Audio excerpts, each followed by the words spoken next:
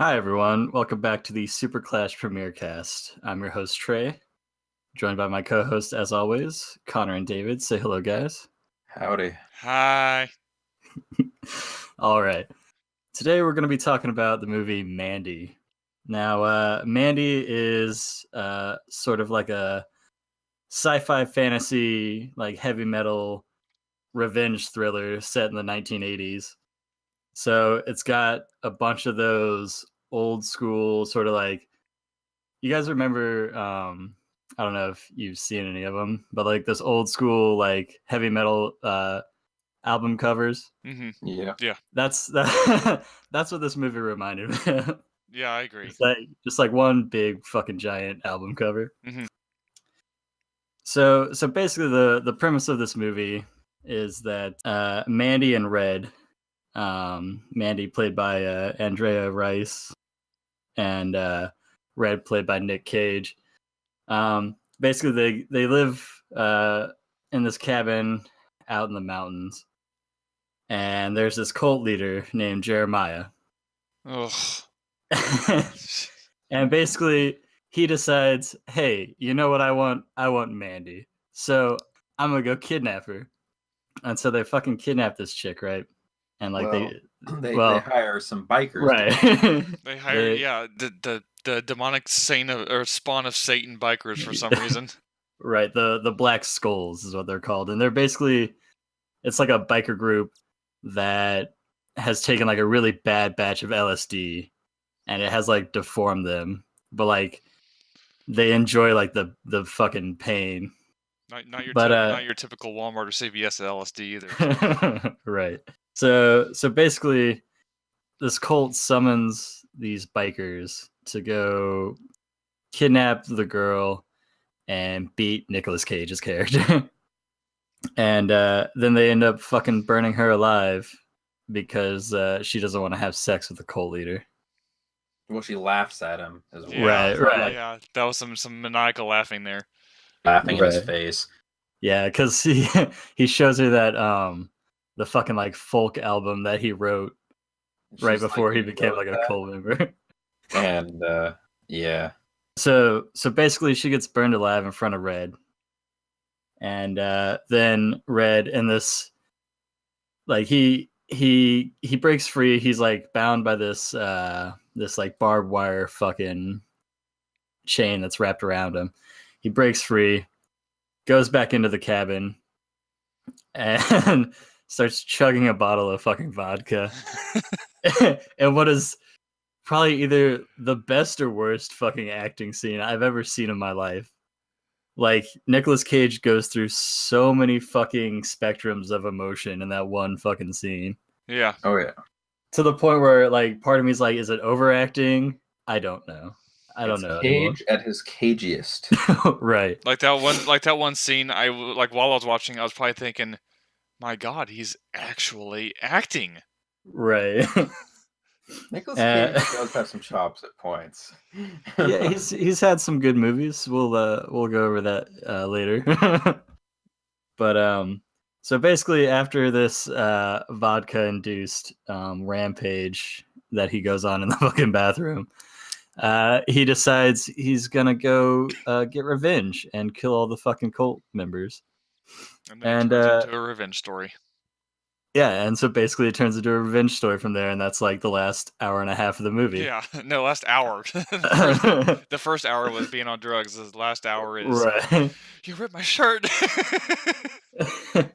So I'm gonna pass it off to one of you, whoever wants to go first. What were your first impressions of this film? You know, pros, cons. What'd you think about it? Okay, I guess I'll go first. I liked it. I can't explain why I liked it as far as like what qualities in particular are the best, but I liked it. And you know that initial response was like, well, there's not a whole lot to talk about here, right? Yeah, exactly. But it's like this movie, it had a very simple yet kind of convoluted premise. You know, it's a kidnap, murder, and then revenge story. There's not a whole lot of twists or turns. But I thought the music and the audio quirks in this movie were fantastic. Like I loved the audio, just the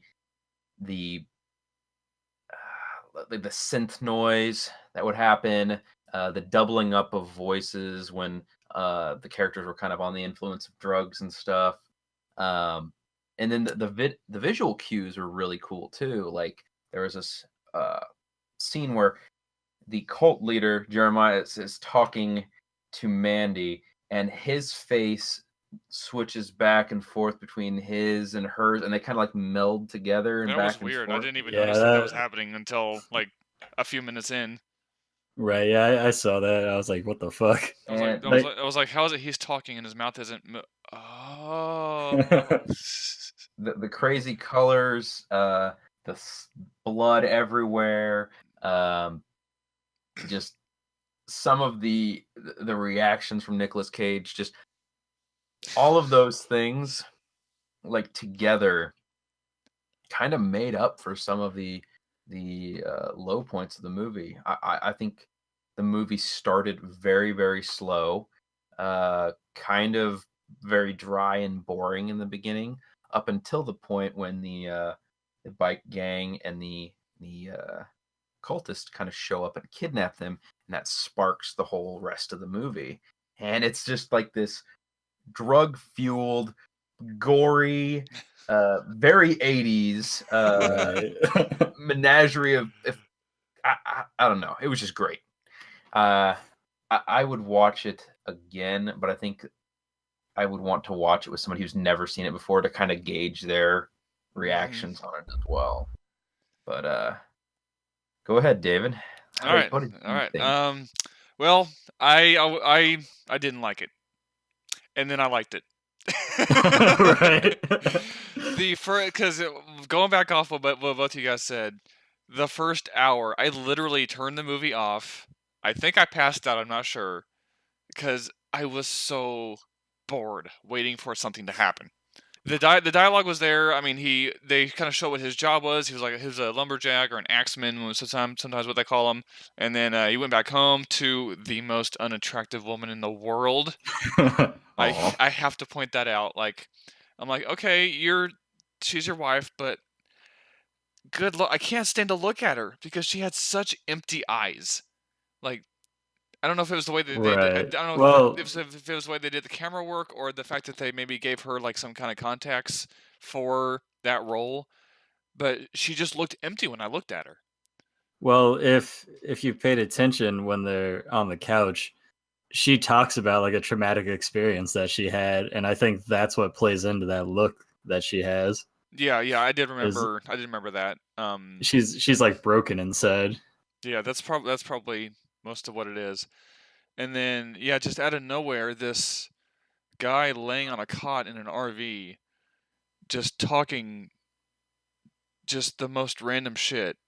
And I'm like trying to I'm trying to be interested while I watch, but I'm also like, do I turn this off now and call it quits, or do I push through and see where the hell this is going, even though I really don't want to? And then whenever he said, I want Mandy, I'm like, okay, where's this going now? And then they end up kidnapping both of them, I guess when they were sleeping. And it gets to the point where, yeah, they're the whole LSD tripping out scene, which made me think right then and there, would this movie be more enjoyable if I was on something right now? Right. Because the scene itself was tripping out, and so I'm just like, I don't think I blinked in like 10 minutes trying to figure out what was going on, and then the robe unveiling, which woke me up immediately. I'm like, oh, okay, we're gonna do this.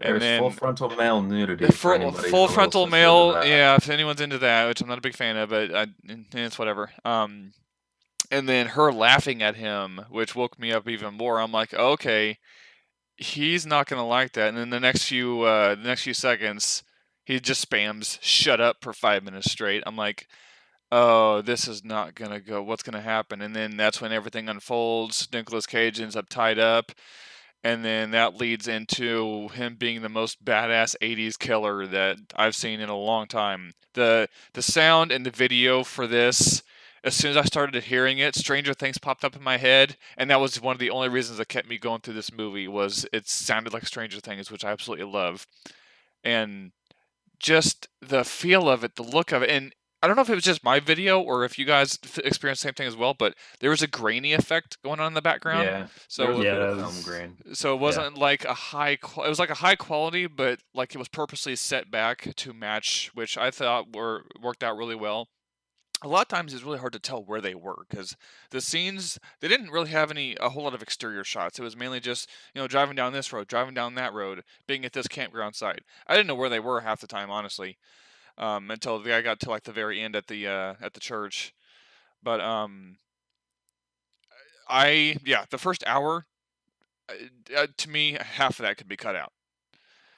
But Yeah. I think that they definitely did that on purpose of giving them a lot bigger backstory. I wish that there was a lot more of a backstory for the biker guys because they just kind of showed up, and I'm like, I don't know what's going on here, but okay, I'll accept it because I mean, but badass bikers and they've got these demonic voices, which okay, interesting, I'll go with it. I do want to talk about that a little bit once we get to a certain point. Once Trey's given his thoughts. And then once it gets into Nicolas Cage being the murderous revenge guy, I instantly enjoyed the movie a lot more, mainly because some of his comedy was just on point.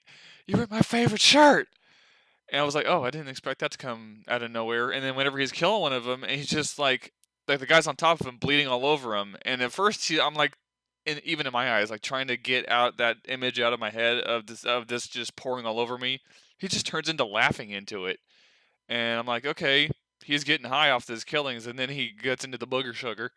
He gets all high and everything, and then starts fighting every weapon that they've taken from him and every weapon that they have and like strapping it to his body. I'm like, oh shit, it is going down.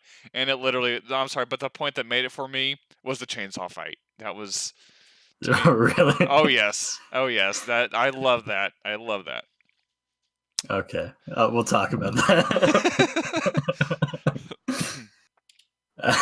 I mean, for like me, I would say things that I liked about this film. It had practical gore, which was cool. The visuals were amazing, like the close-up shots of the face with the synth music in the background.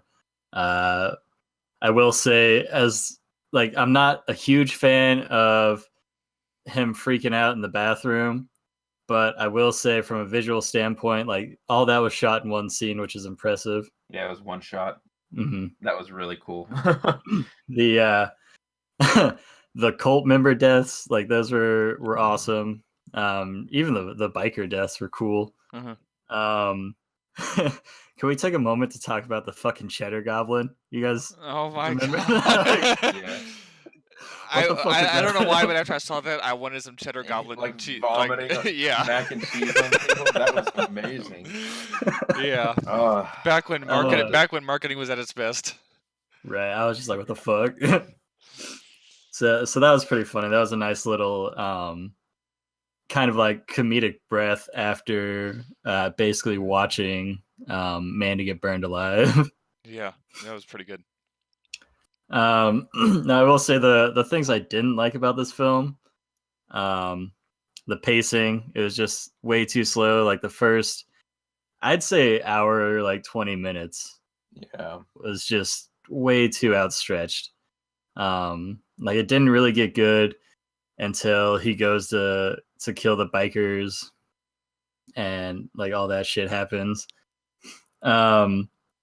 Speaking of the bikers, the one that's doing copious amounts of cocaine while watching porn. That was amazing.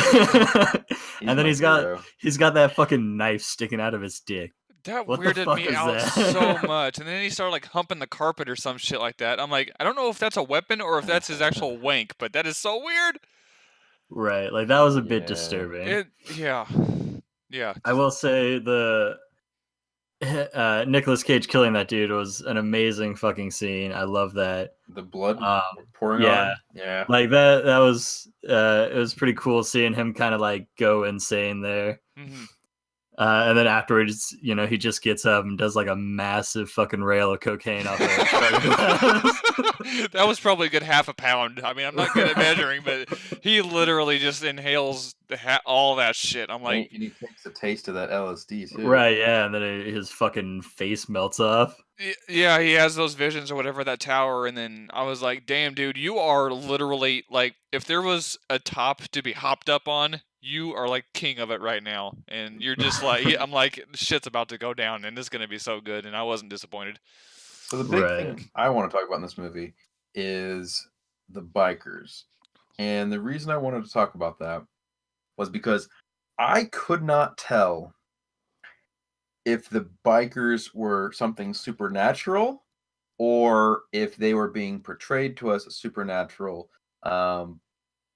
because of, you know, the LSD. Because of like the LSD, yeah. I believe that's what they were trying to convey was that they were human, but they'd become otherworldly because of the LSD. Well, the reason I said that is because they have like A, they had demonic voices. B, they had like nails and other things sticking out of them, which would probably kill somebody. And then C, in Nicolas Cage's like final fight with the last remaining biker, he like shoots him through the throat with an arrow, and this guy just like takes it out, and he's perfectly fine, and he keeps fighting him. And I'm like, well, I mean, that just that kind of goes back to like people that are, you know, hopped up on like angel dust or something, taking like multiple gunshot wounds from the cops and still coming at them. You know, drugs do like fucked up things to the body. And it even explains in the movie that like the LSD like causes them to go insane and inflict like harm on themselves, but they enjoy it so much. Yeah, it's kind of like whenever you get injured doing something, you're so hopped up on adrenaline, you don't notice that you're actually injured until the adrenaline wears off, and then you're like, shit, my arm's broken. Or something like that. I just wondered if you guys thought there was a sort of supernatural vibe. I was thinking that there was, yeah. I was thinking that they actually came from somewhere, because the thing that got me the most was that end scene with the two moons. Well, like that's what you have to understand is like this movie is based on that like sci-fi fantasy sort of thing. Well, I think the end part was supposed to signify like he's like a lost touch with reality because he did that drug. I think that was supposed to be like because he sees Mandy next to him in the seat, and then you see him drive, and it's like through this weird sci-fi hellscape with two moons. Right, and like sharp mountains that have like spikes everywhere. I'm like, this isn't like backwoods Montana anymore, and there's two moons. What the hell?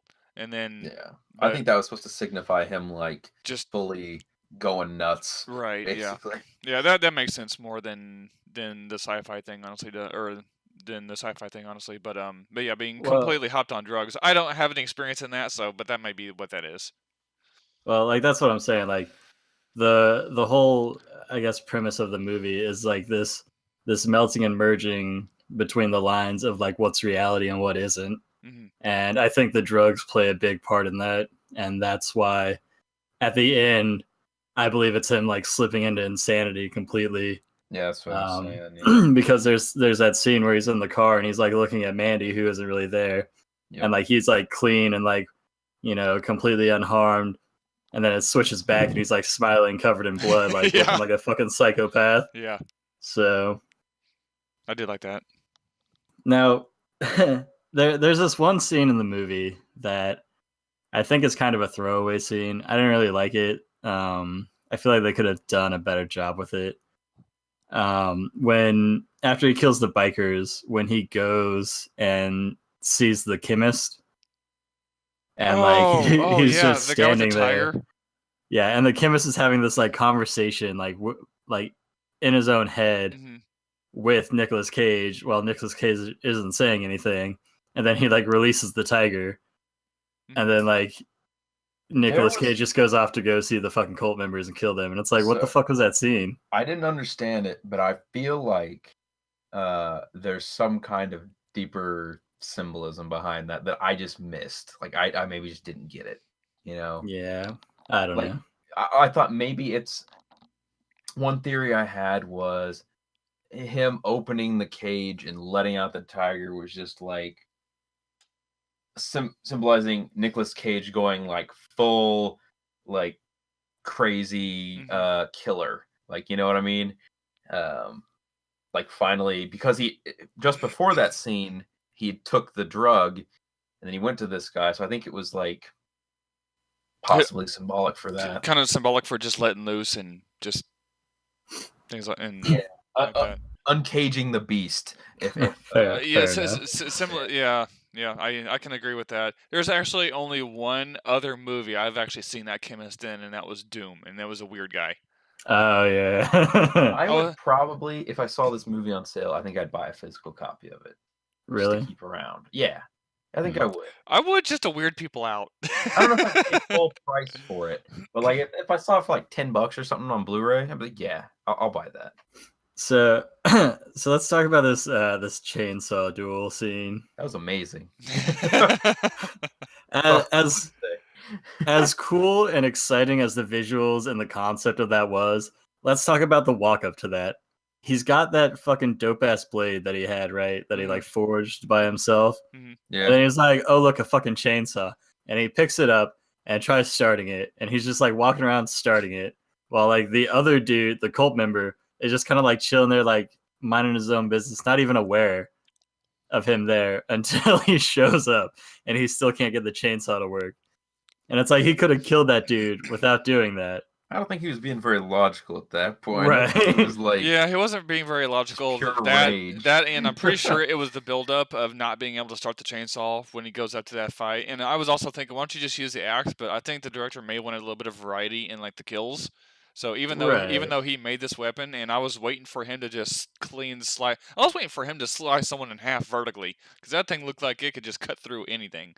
And then, yeah, he sees the chainsaw on the ground, which, I mean, he used a chainsaw for his job, so he's probably thinking, that's fitting because I know how to use this, and then it doesn't start for 2 minutes. I'm like, well, that seems fitting as well. Well, that's what I'm saying. Like they could have done the chainsaw duel, but I feel like the fact that the chainsaw didn't start, like maybe the purpose was to add suspense, but it didn't do that for me. It didn't add suspense to that fight for me. I was just like, oh, what a dumb motherfucker. Because you know that he's gonna kill him, like right. It kind of added it for me. It added a little bit. I'm not gonna say that I was like my heart was beating and I was like, oh, guy's gonna die here. But my thing in my head, I was like, come on, start, Nick, come on, start it, dude, start it. You're right there. Oh shit. And then yeah, it kind of went on from there. But for me, it built up a little bit, so I can see why they did it. And so then after that, when he goes into the fucking sanctuary or like cult church, and that older cult lady is like trying to like throw herself at him. Yeah. Oh my God. I was like, lady, you're done. Just don't even. I was like, what? and then when he goes to fucking kill Jeremiah. He's and like, Jeremiah's there. Yeah, he's like, I'll suck your dick, bro. Yeah, that was great. Oh man, I was like, when you stoop to the lowest rung on the ladder. Right. Now, are we meant to believe that the younger girl who's in the cult, that she lived? Yeah. We didn't see him kill her. No, I believe she wasn't at fault for any of it. So.